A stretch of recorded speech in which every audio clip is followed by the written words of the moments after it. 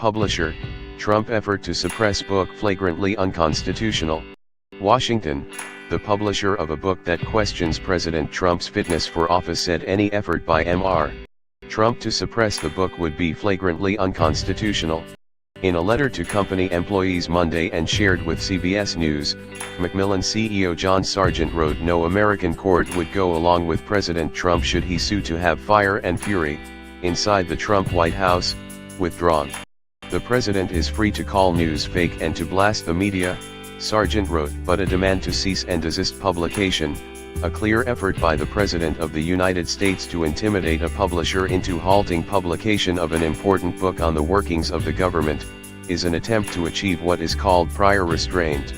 Macmillan is the parent organization of Henry Holt and Company, which released the book, by author Michael Wolff. A Trump lawyer last week sent a cease and desist letter to the publisher, demanding it be withheld. Holt responded by moving up the release date from Jan. 9 to last Friday. In the letter released to employees Monday, Sargent said that the company would send a formal response to Trump later in the day.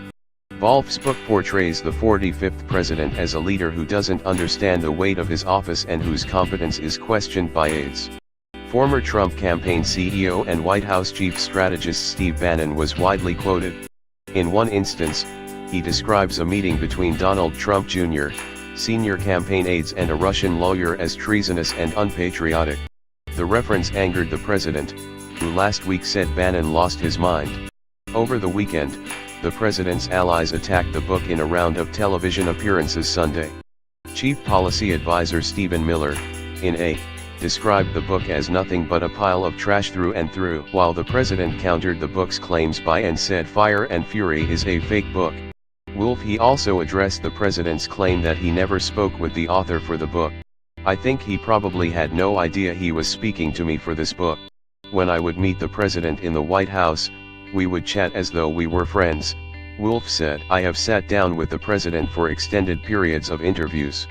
But there are other periods and that's essentially what he's saying. They're trying to parse this, saying, oh, I didn't know I was speaking to him when I saw him in the White House.